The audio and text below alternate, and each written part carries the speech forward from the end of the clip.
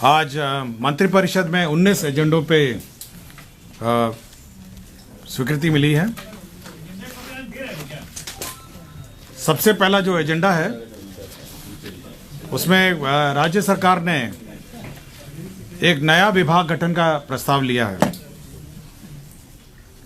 इस डिपार्टमेंट का नाम खेल विभाग होगा और ये डिपार्टमेंट ऑफ स्पोर्ट्स के नाम से जाना जाएगा।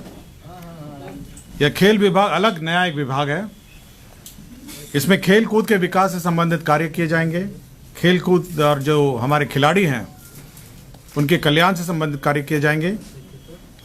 राज्य में जितना भी खेल इंफ्रास्ट्रक्चर है वह इसके अधीनस्थ होगा। बिहार राज्य खेल प्राधिकरण जो है वह भी इसके अंतर्गत होगा। खेल यूनिवर्सिटी इसके अंतर्गत होगा और जितनी भी संस्थाएं हमारे राज्य में है खेल से संबंधित वह सब अब इस खेल विभाग के अंतर्गत आएगा।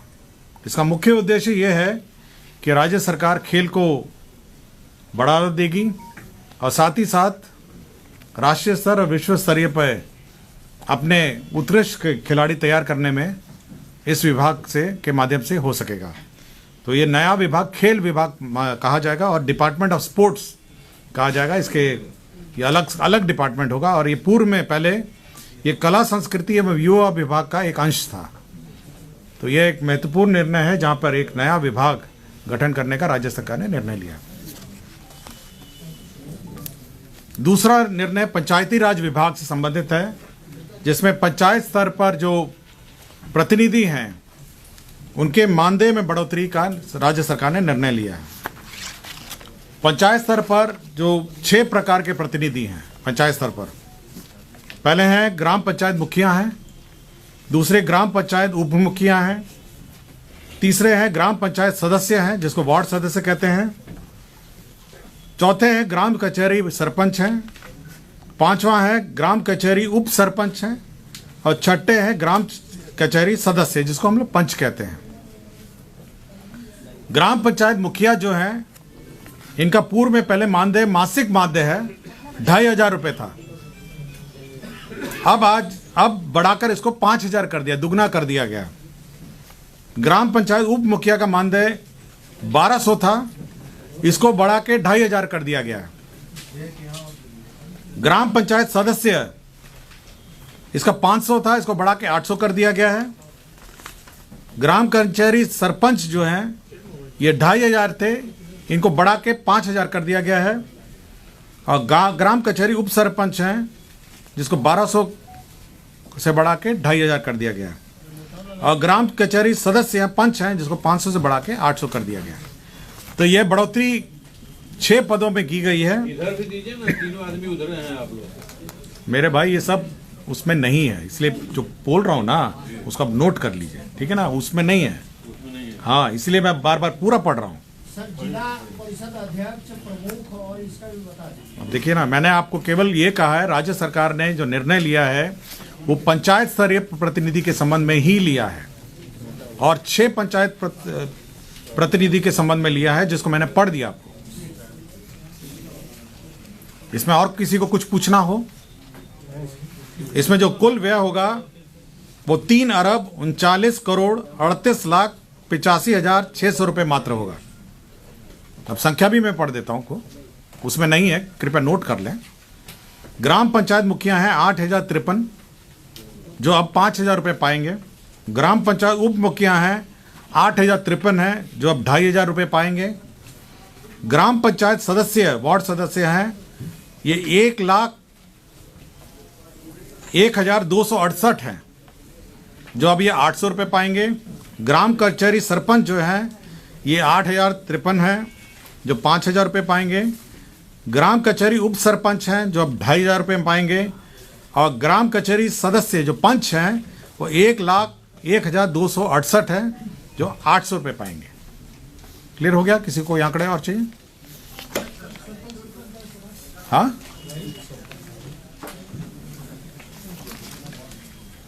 समाज कल्याण निदेशालय, ये जो समाज कल्याण विभाग है इसमें जो आंगनवाड़ी सेविका और सहायिका है इनके मानदेय में बढ़ोतरी राज्य सरकार ने की है। आपको जानकारी होगा कि जो मानदेय है सेविका और सहायिका आंगनवाड़ी केंद्रों पे उसमें 60% भारत सरकार देती है और 40% राज्य सरकार देती है। यही प्रावधान है। समय समय पर राज्य सरकार ने अपना जो अंश है, जो 40% है, उसमें बढ़ोतरी की और भारत सरकार का अंश जो है वो यथावत रहा। अब राज्य सरकार ने इसको और बढ़ा दिया, अपना जो अंश है। और अब जो स्थिति है, मैं पढ़ देता हूं जो आपको जानकारी में। अब जो सेविका है, सेविका, उसका अब 7,000 रुपये हो जाएगा। 7,000 रुपये।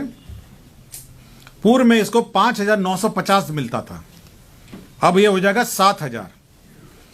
और जो सहायिका है, इसको 2,975 रुपये मिलते थे, अब ये बढ़ के हो जाएगा 4,000। राज्य सरकार जो अंतर राशि है, जो भारत सरकार जो 60-40 में देती है, वो अंतर राशि अब राज्य सरकार देगी। अब अगर पूरा रेशो देखा जाए, जो 7,000 रुपये सेविका को मिलेगा और सहायिका को 4,000 मिलेगा, तो अब भारत सरकार का अंश जो हो जाता है वो 38.57 हो जाता है। 38.57% हो जाएगा भारत सरकार का अंश। और राज्य सरकार का जो अंश होता है इस पूरे व्यय में, वो 61.43, 61.43। मैं पुनः पढ़ देता हूं। आंगनबाड़ी सेविका का 5,950 होता है, उसको बढ़ा के कर दिया गया है 7,000। और आंगनबाड़ी सहायिका का है 2,975, जो बढ़ा के कर दिया है 4,000 रुपये। भारत सरकार का गाइडलाइन है कि 60% भारत सरकार देती है और 40% राज्य सरकार देती है। क्योंकि भारत सरकार ने अपना जो अंश है वो यथावत रखा है, इसलिए राज्य सरकार ने अपना अंश बढ़ा दिया है, जिस कारण से अब भारत सरकार का अंश हो जाता है 38.57 और राज्य सरकार का हो जाता है 41.43। गवर्नमेंट ऑफ इंडिया शेयर हो जाता है 38.57 और राज्य सरकार का हो जाता है 61.43। क्लियर है सबको? किसी को कुछ पूछना है? टोटल एक्सपेंस कितना हो जाएगा? हाँ, आपको संख्या मैं बता देता हूं कितने लोग हैं। सेविका है, कुल स्वीकृत पद है 1,15,009, 1,15,009। और सहायिका का है 1,15,009। कुल मिला के 2,30,018।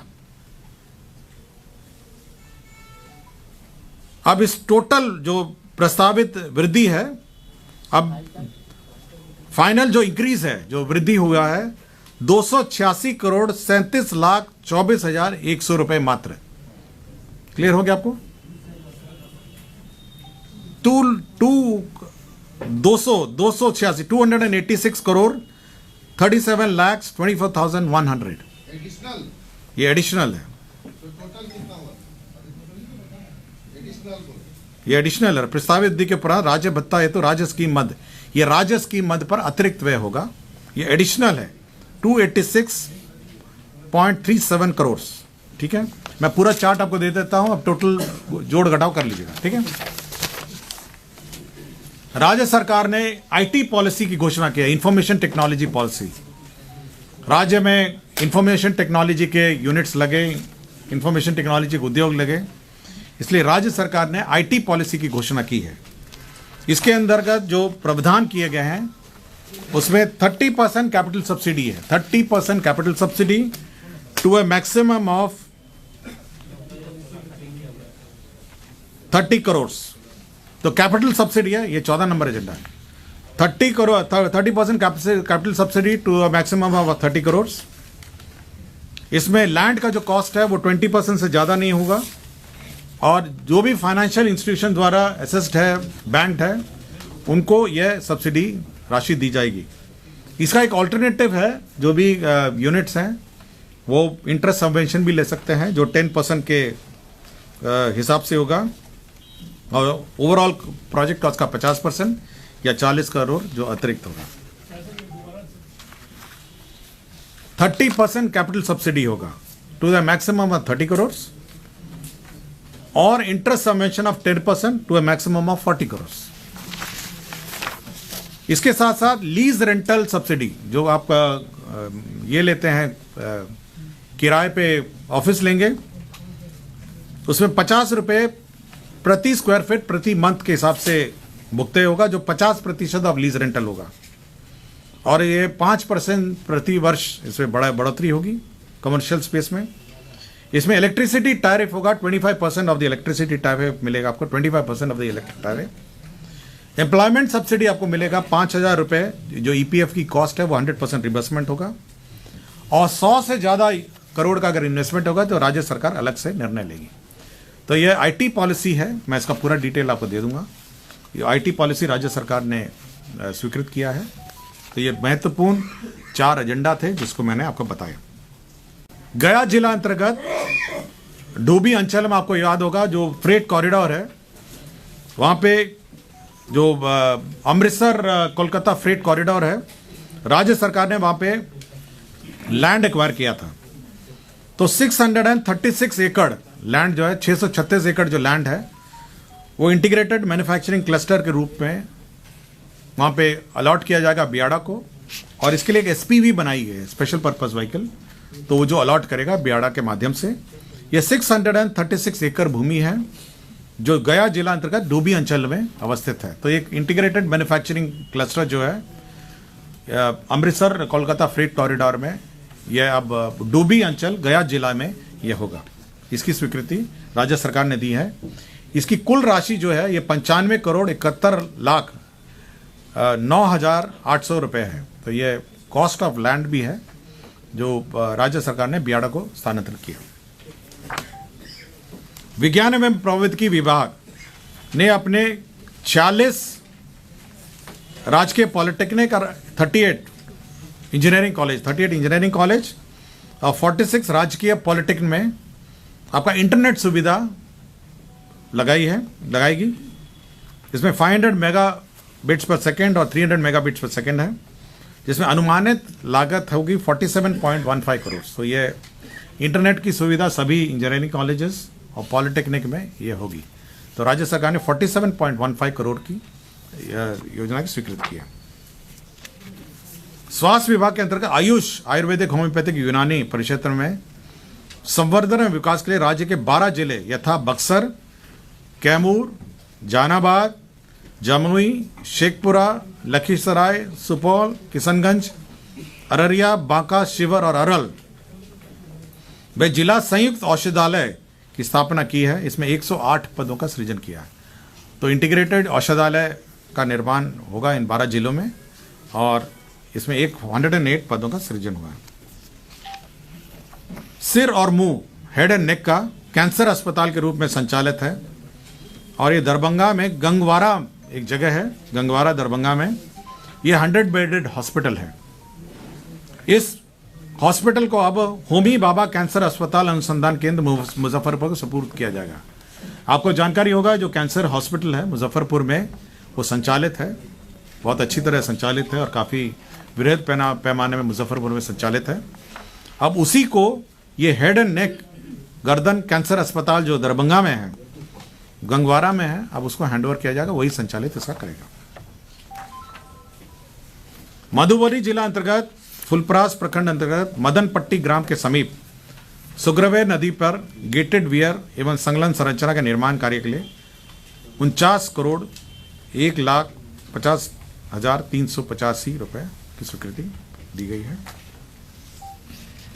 पटना जिला अंतर्गत जो आपका मेट्रो रेल का स्टेशन है, Moinul Haq stadium metro station है, उसके लिए जमीन का स्थानांतरण किया गया। पश्चिम चंपारण में वाल्मीकि नगर में आपको जानकारी होगा कि एक 100 कमरे का गेस्ट हाउस बन रहा है और साथ ही साथ वहाँ पे सभागार भी बन रहा है। तो उसके लिए राशि की आवश्यकता थी। 500 सीटर सभागार है वहाँ पे, 500 सीटर, और 102 कमरे का गेस्ट हाउस बन रहा है। 40 करोड़ बिहार कंटिजेंसी फंड से उसको भुगतान के लिए दिया जा रहा है। कार्य बड़ी प्रगति में चल रहा है, उसको भुगतान के लिए राशि की जरूरत है।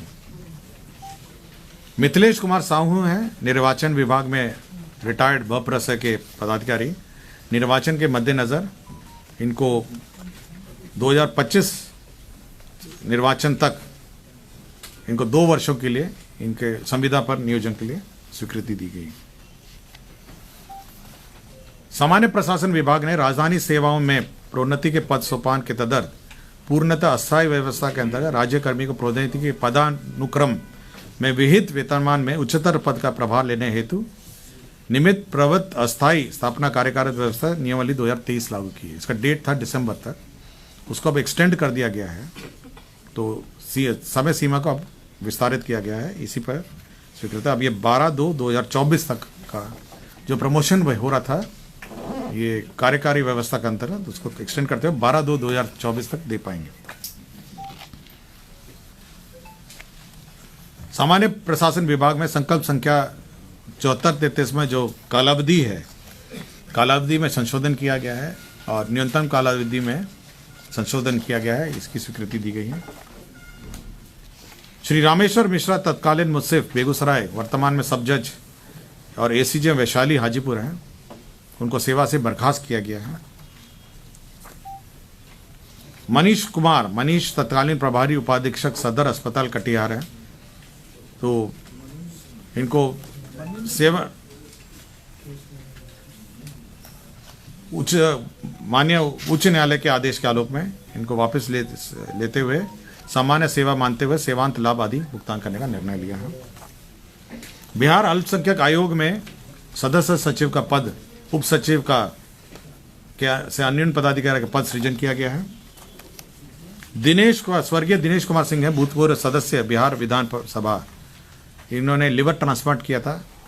71,78,452 रुपये इनको भुगतान किया गया। यह भी माननीय सर्वोच्च न्यायालय के आदेश से हुआ है। तो यही एजेंडा आज 19 एजेंडा पर निर्णय हुआ है।